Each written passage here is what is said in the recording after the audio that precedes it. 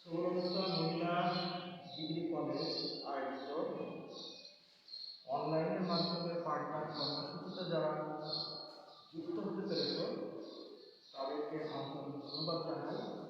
আমি মঞ্জুর রায়হান, প্রভাষক পদার্থবিজ্ঞান, সৌরভস্থা মহিলা ডিগ্রি কলেজ খুলনা।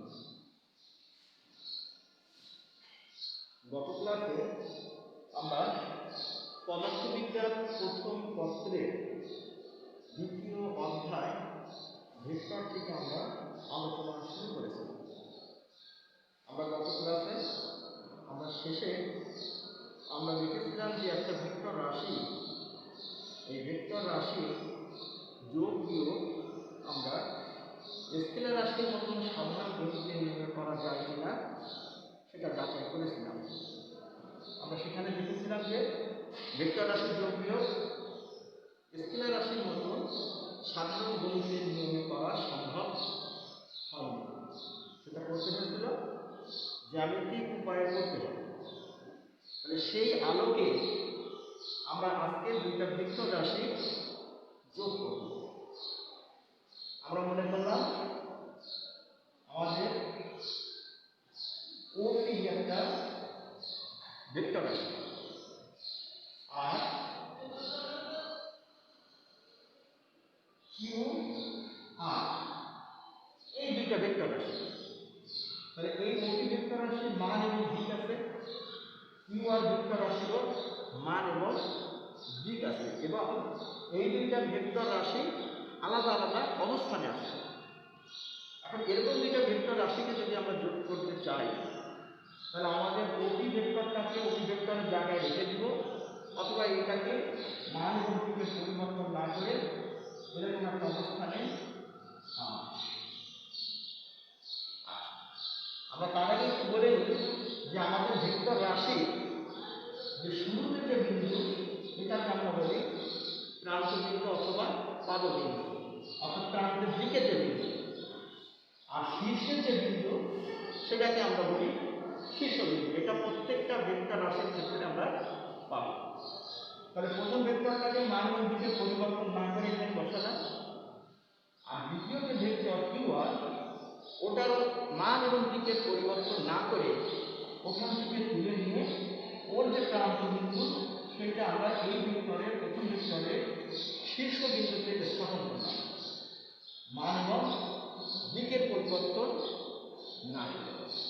তাহলে ওপি ধরে এখানে আর, এবার আমাদের প্রথম ভেক্টরের প্রান্ত বিন্দু আর দ্বিতীয় ভেক্টরের শীর্ষ বিন্দু আমরা যুক্ত করে দিলে যে সরলরেখাটা আমরা পাবো সেইটা হবে আমাদের এই দুইটা ভেক্টরের যোগফল, যেটাকে আমরা বলি লব্ধি।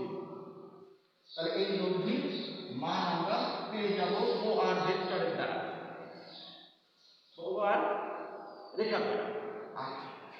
এখন তাহলে ওপি এবং কিউপিআর এই দুইটা ভেক্টর যোগ করার ফলে এদের যে যোগফল অর্থাৎ লব্ধি সেইটার মান পাচ্ছি আমরা ও আর বাহু দ্বারা। ঠিক আছে, আর দিকটা হবে এদের দিকের যে ক্রম ছিল, দিকের ক্রমটা এর দিকে এদিকে, এর দিকে এদিকে, তাহলে এই রেখার দিক হওয়ার কথা ছিল এই দিকে, তা না হয়ে হচ্ছে কি ঠিক তার বিপরীত দিকে, অর্থাৎ ক্রম যা হওয়ার কথা ছিল দিকের ক্রম তার বিপরীত দিকে হবে লব্ধির দিকটা। ঠিক আছে, তাহলে আমরা লব্ধির মান এবং দিক আমরা পেয়ে গেলাম।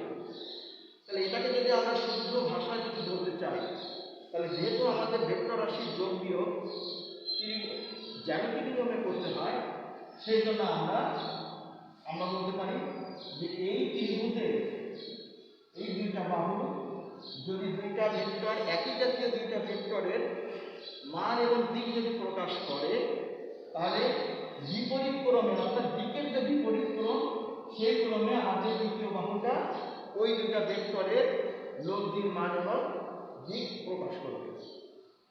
তাহলে এটা গেল দুইটা ভেক্টর রাশির যোগের নিয়ম। যদি দুইয়ের অধিক ভেক্টর হয় তাহলে আমরা একইভাবে প্রথম ভেক্টরের শীর্ষ বিন্দুতে দ্বিতীয় ভেক্টরের প্রান্ত বিন্দু, দ্বিতীয় ভেক্টরের শীর্ষ বিন্দুতে তৃতীয় ভেক্টরের প্রান্ত বিন্দু, এইভাবে যতগুলো ভেক্টর থাকবে সবগুলো ক্রমান্বয়ে যুক্ত করার পর আর শেষ ভেক্টরের শীর্ষবিন্দু যুক্ত করে দিলে যে রেখাটা আমরা পাবো সেটাই হলো ওই ভেক্টরগুলোর যোগফল বা লব্ধির মান এবং দিক। ঠিক আছে, তাহলে আমাদের দুইটা ভেক্টর রাশির যোগ আমরা এইভাবে করতে পারি। কিন্তু এটা গেল আমাদের আলাদা আলাদা অবস্থানে দুইটা ভেক্টরের ক্ষেত্রে। কিন্তু আমাদের যদি দুইটা ভেক্টর রাশি একই বিন্দুতে ক্রিয়াশীল হয় তাহলে সেই ক্ষেত্রে আমরা লব্ধি কিভাবে পেতে পারি? ধরো এরকম একটা বিন্দু, সেই বিন্দুতে একটা ভেক্টর, এই একটা ভেক্টর, দুইটা ভেক্টর আমাদের কোনো একটা বিন্দুতে পি একটা ভেক্টর, কিউ আর একটা ভেক্টর, এরকম দুইটা ভেক্টর যদি ক্রিয়াশীল হয় তাহলে সেক্ষেত্রে তাদের লব্ধিটা আমরা কিভাবে পেতে পারি? এর জন্য আমাদের একটা খুব একটা গুরুত্বপূর্ণ একটা সূত্র আছে যেটাকে আমরা বলি সামান্তরিকের সূত্র। এই সামান্তরিকের সূত্রের সাহায্যে আমরা এরকম একই বিন্দুতে ক্রিয়াশীল দুইটা ভেক্টর রাশির লব্ধি আমরা বের করতে পারি। তাহলে সামান্তরিকের সূত্রের সাহায্যে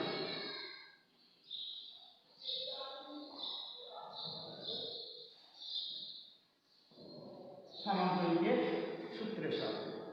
এখন সামান্তরিক কি তার আগে আমাদেরকে একটু জেনে নিতে হবে যে আমরা জানি যে আয়তক্ষেত্র কি। আয়তক্ষেত্র, ঠিক আছে,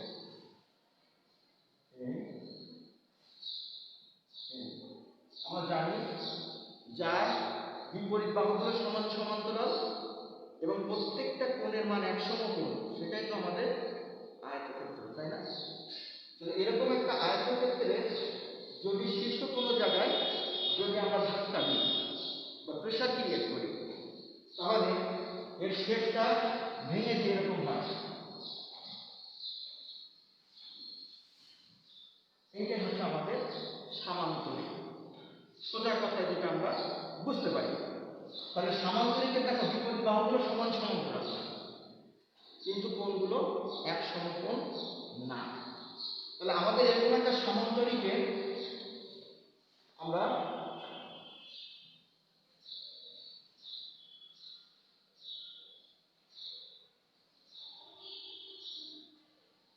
এরকম একটা সামান্তরিকের আমরা একটা নাম দিলাম ও এ সি বি।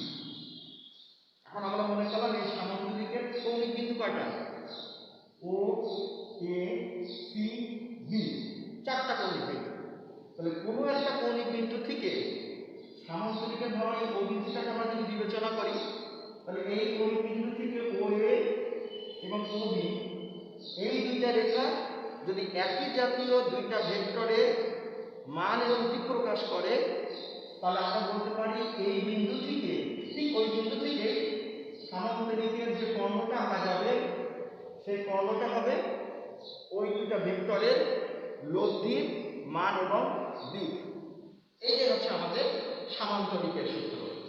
তাহলে আমরা দুইটা একই জাতীয় ভেক্টর, তাহলে আমরা মনে করলাম ও এ দ্বারা যদি পি ভেক্টরের মান এবং দিক প্রকাশ করে এবং ও বি দ্বারা যদি কিউ ভেক্টরের মান এবং দিক প্রকাশ করে তাহলে এই ওসি কর্ণ হবে এই পি এবং কিউ দুইটা ভেক্টরের লব্ধির মান এবং দিক। তাহলে সেই লব্ধির আমরা একটা নাম দিলাম আর ভেক্টর। তাহলে ওসি ভেক্টরটা হচ্ছে আমাদের লব্ধি, সেটাকে আমরা আর দ্বারা সূচিত করলাম। ঠিক আছে, এখন এই যে লব্ধি, এই লব্ধির কি আছে? মান আছে আবার দিক আছে। কেন?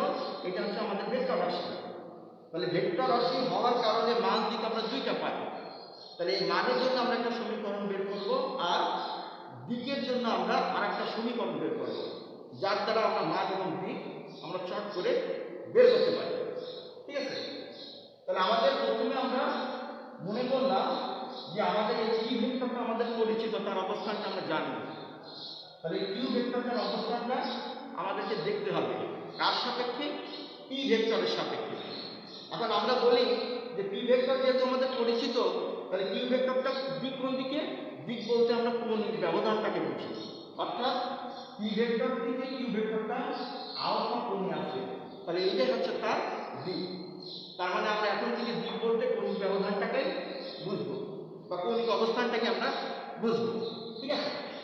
এবার আমাদের আসি যে আর ভেক্টরের মান এবং দিক বের করবো, অর্থাৎ লব্ধির আমরা মান এবং দিক বের করবো। তো প্রথমে আমরা মান আসি, মানের দিকে আসি।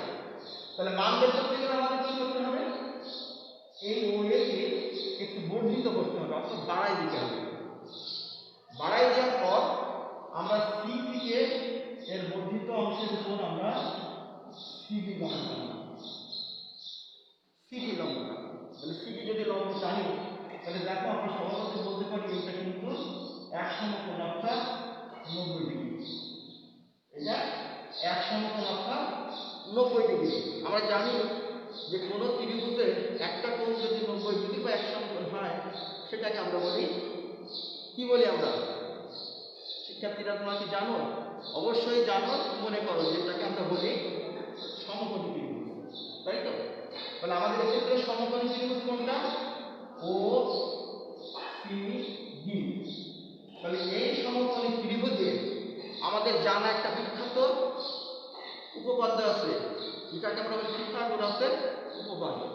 সেখান থেকে আমরা প্রয়োগ করতে পারি যে এটা যেহেতু আমাদের ভূমি, এটা লম্ব আর এটা অতিভুজ, আমরা এখান থেকে প্রয়োগ করতে পারি অতিভুজের বর্গ অপর দুই বাহুর বর্গের সমষ্টির সমান, পিথাগোরাসের উপপাদ্য। তাহলে আমরা সেখান থেকে আমরা লিখতে পারি ও সি ডি ত্রিভুজে O C square equal to O D square plus C D square সমান সমান ও ডি বলতে ও এ প্লাস এ বি। কারণ ও ডিটা দুটো অংশে বিভক্ত, ও এ প্লাস এ বি, সেটাই আমরা লিখলাম ও এ প্লাস এ বি, অর্থাৎ ও ডির পরিবর্তে আমরা লিখছি O A plus A B তার whole square plus C D square. O A plus A B তার whole square plus C D square. এখন আরেকটা সূত্র আমরা বীজগণিতে খুব প্রচলিত, যেটা কি ছিল? এ প্লাস বি তার হোল স্কয়ার সমান সমান আমরা কি জানি? অবশ্যই জানি, মনে করার চেষ্টা করো। A square plus 2ab plus B square. তাহলে আমরা যদি এটাকে ধরি a আর এটাকে যদি ধরি b, তাহলে ওই সূত্র আমরা এখানে অ্যাপ্লাই করলে কি লিখতে পারি? a square plus 2a b plus b square plus c d square, ঠিক আছে। এখন দেখো ওসি কি? ওসি হচ্ছে আর ভেক্টরের মান। তাহলে আর ভেক্টরের মান কি হবে? আর ভেক্টরের মান কি হবে? এটা কি মডুলাস করে পাওয়া যাবে শুধু আর ভেক্টরের মান। তাহলে এই ক্ষেত্রে ওসি বলতে আমরা এখানে লিখতে পারি আর স্কয়ার সমান সমান আমরা কি লিখতে পারি? ও এটা কি পি ভেক্টরের মান। তাহলে পি ভেক্টরের মান বলতে P square plus O A মানে কি পি ভেক্টরের মান P into A B plus A B square plus C D square. কেন লিখলাম? কারণ আমাদের এ বি এর মান আর সি ডি এর মান জানা নেই। যেহেতু জানা নেই তাহলে আমরা এখানে থমকে গেলাম। থমকে গেলাম বলতে আমরা এখানে থেমে গেলাম 1 নম্বর সমীকরণ দিয়ে। এবার আমাদের কি উচিত হবে? আমাদের উচিত হবে A B R C D এর মানটা বের করে আমাদের এই 1 নম্বর সমীকরণে বসাবো এবং তারপরে আমরা মানটা বের করব। তাহলে এই ক্ষেত্রে দেখো আমাদের এ সি বি এই যে ত্রিভুজ, কোন ত্রিভুজ? ত্রিভুজ এ সি বি, এটা হচ্ছে একটা সমকোণী ত্রিভুজ। তার মানে এই দুইটা তার ভূমি, এটা হচ্ছে লম্ব আর এটা হচ্ছে তার অতিভুজ অর্থাৎ এসি। এসি অতিভুজ, এবি হচ্ছে ভূমি আর সিডি হচ্ছে আমাদের লম্ব। আর এই যে কোণ, এই কোণের মানটা কত? এই কোণটা আর এই কোণটা নিশ্চয়ই এক। কেন? কারণ আমরা 3 ধরনের কোণ সম্পর্কে খুব ভালোভাবে অভ্যস্ত। সেটা হলো একটা হচ্ছে কি এই কোণ যা হবে এই কোণ তাই, এটাকে আমরা বলি অনুরূপ কোণ। আবার এরকম আছে এইটা যা হবে এটাও তাই, বলো মনে করার চেষ্টা করো, এটাকে আমরা কি বলি? বিপরীত কোণ। আর এরকম এইটা তাহলে এটাও তাই হবে একান্তর কোণ। তাহলে আমাদের দেখো এইটার সাথে মিলে যায় এটা। তাহলে এই কোণ যদি আলফা হয় নিশ্চয়ই এই কোণ আলফা হবে। তাহলে এই কোণ যেহেতু আমাদের আলফা, তাহলে এই কোণ অবশ্যই আলফা। তাহলে দেখো এই সমকোণী ত্রিভুজ ACB, এখানে এইটা হচ্ছে এক সমকোণ, এটা আমাদের ভূমি, যেটা আমাদের অজানা, এটা আমাদের লম্ব, এটা আমাদের অজানা, আর এটা হচ্ছে অতিভুজ। এই অতিভুজ কি জানা না অজানা? অতিভুজটাও আমাদের জানা। কেন? কারণ আমাদের এই OB আর AC এরা হচ্ছে সমান সমান্তরাল। যেহেতু সমান সমান্তরাল, ফলে এটা যদি আমাদের কিউ হয়, তাহলে এইটাও আমাদের অবশ্যই হবে কিউ ভেক্টর। ঠিক আছে? তাহলে এসি এর মান অবশ্যই হবে কিউ ভেক্টরের মান, মানে শুধু কিউ। আচ্ছা, তাহলে আমাদের দরকার ছিল এডি আর সিডি এর মান বের করা। এডি আর সিডি এর মান, তাহলে আমাদের এই এসিডি ত্রিভুজে আমাদের সাইন আর কজের সূত্রটা আমরা যদি অ্যাপ্লাই করি, তাহলে আমরা অনায়াসে এই ভূমি আর লম্ব বের করতে পারি। আমাদের সবারই জানা আছে, আমরা জানি সাইন এই কোণ আলফা সমান সমান আমরা লিখতে পারি লম্ব বাই অতিভুজ, লম্ব ভাগ অতিভুজ। তাহলে আমাদের দরকার কি? এখানে লম্ব সমান সমান কি আছে? সিডি বাই অতিভুজ কি আছে? এসি, সিডি ভাগ এসি। তাহলে আমাদের দরকার ছিল কিন্তু সিডি, আমাদের জানা এডি আর সিডি। তাহলে এখান থেকে আমরা সিডি বের করতে পারি। সিডি সমান সমান এসি সাইন আলফা।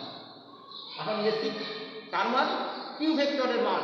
তাহলে কিউ ভেক্টরের মান কি? কিন্তু কিউ সাইন আলফা। তাহলে আমরা সিডি সমান সমান পাচ্ছি কিউ সাইন আলফা। ঠিক অনুরূপভাবে আমাদের যেহেতু এডিও বের করতে হবে, তাহলে আমরা এখান থেকে এডির মানটাও বের করে নিতে পারি। কোথা থেকে? কজের সূত্র থেকে। তাহলে কজের সূত্রটা কি ছিল? আমরা জানি কজ এই কোণ আলফা সমান সমান আমরা জানি ভূমি ভাগ অতিভুজ, ভূমি ভাগ অতিভুজ। তাহলে আমাদের ভূমি সমান সমান কি আছে? অতিভুজ কি আছে? এসি। তাহলে আমরা এখানে কি লিখতে পারি? যেহেতু আমাদের দরকার কি? এডি দরকার, তাহলে আমরা এখান থেকে এডি লিখতে পারি। এডি সমান সমান আমরা লিখতে পারি এসি কজ আলফা সমান সমান এসি সমান কিউ কজ আলফা। তাহলে আমরা পাচ্ছি এডি এর মানটা হচ্ছে কিউ কজ আলফা, আর সিডি এর মানটা হচ্ছে কিউ সাইন আলফা। তাহলে এই দুইটা মান যদি আমরা এখন 1 নম্বর সমীকরণে বসাই, তাহলে আর এর মানটা আমরা অনায়াসে বের করতে পারব। সমান সমান আমরা কি লিখতে পারি? P square plus 2p into AD সমান সমান কি আছে? Q cos alpha plus AD square মানে কিউ কজ আলফা তার স্কয়ার প্লাস সিডি সমান কি আছে? কিউ সাইন আলফা তার স্কয়ার। সমান সমান আমরা লিখতে পারি P square plus 2p Q cos alpha plus Q square cos square alpha plus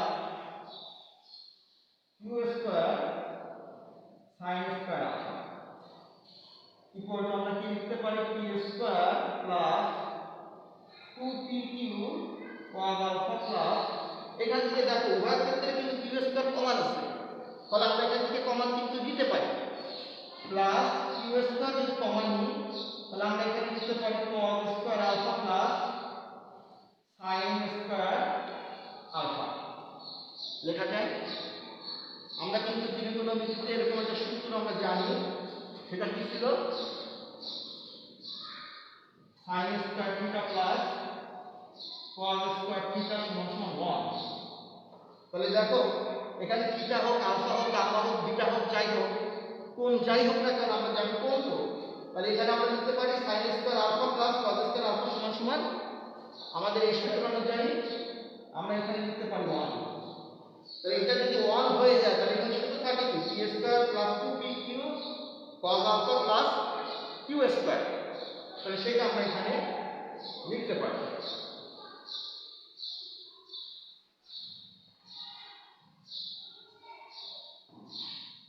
আর স্কয়ার সমান সমান p square plus 2pq cos alpha plus q square. তাহলে এটাকে যদি আমরা উভয় পক্ষে যদি বর্গমূল করি তাহলে কি হয় root over r square equal to root over p square plus 2pq cos alpha plus q square। তাহলে r square এর root over করলে শুধু এখানে থাকে r root over p square plus q square plus 2pq cos alpha। এইটা হচ্ছে আমাদের লব্ধির মানের সমীকরণ। অর্থাৎ এই সমীকরণ অ্যাপ্লাই করে আমরা লব্ধিটা খুব সহজে বের করতে, লব্ধির মান খুব সহজে আমরা বের করতে পারি। এবার আমরা আসবো লব্ধির দিক। দিক আমরা কিভাবে পেতে পারি? আমরা বলছিলাম দিক বলতে কৌণিক ব্যবধান। তাহলে আমাদের পি ভেক্টর যেহেতু আমাদের পরিচিত, চেনা, এখন এর সাপেক্ষে আমরা বলবো আর কোন দিকে আছে। তার মানে আমরা ধরে নিব পি এর সাপেক্ষে আর থিটা কোণে আছে। তাহলে এই থিটাটাই যদি আমরা বের করতে পারি তাহলে আমাদের লব্ধির দিকও বের হয়ে যাবে এবং সেই সমীকরণটাই আমরা এখন বের করার চেষ্টা করব। তাহলে সেই ক্ষেত্রে আমরা কিন্তু ওসিডি, এই ওসিডি এই সমকোণী ত্রিভুজ থেকে আমরা বের করব।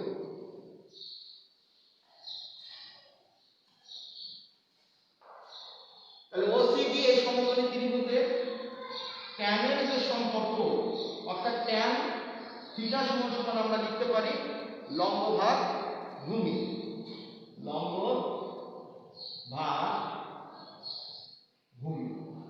তাহলে এখানে লম্ব কি আছে? লম্ব আছে আমাদের সিডি, ভাগ ভূমি কি আছে? ও। আমরা এটাকে ভেঙে লিখতে পারি কারণ আমাদের ওডি দুইটা অংশ, একটা ও এ তার সাথে এডি যুক্ত হয়ে ওডি। তাহলে আমরা এখানে লিখতে পারি CD by O A plus AD সমান সমান আমরা কি লিখতে পারি? আমরা জানি সিডি সমান আমরা কি বের করেছি একটু আগে, আমাদের সিডি সমান সমান আমরা বের করেছিলাম কিউ। আমরা সিডি এখান থেকে বের করে নিছিলাম, সেটা আমাদের মুছা হয়ে গেছে। আমাদের ত্রিভুজ এ সিবিএ আমরা এখানে sin আলফা সমান সমান লিখছিলাম সিডি ভাগ এসি। তার মানে সিডি আমাদের ছিল কিউ sin আলফা, আর ওখান থেকে আমরা লিখতে পারছিলাম এডি সমান সমান কিউ cos আলফা। তাহলে সিডি সমান সমান কিউ sin আলফা, তাহলে সেটাই আমরা লিখলাম কিউ sin আলফা বাই আমাদের এডি সমান ও এর সমান কি? ও এর হচ্ছে পি ভেক্টরের মান মানে পি, আর এডি সমান সমান কিউ cos আলফা। তাহলে এখান থেকে যেহেতু দিক চাইছে তাহলে আমরা এখানে লিখতে পারি থিটা ইকুয়াল টু, যদি tan এর পাশে চলে যায় tan inverse q sin alpha by p plus q cos alpha. এইটা হচ্ছে আমাদের লব্ধির দিকের সমীকরণ। অর্থাৎ এই সমীকরণ থেকে আমরা লব্ধির দিকটা খুব অনায়াসে পেয়ে যেতে পারি।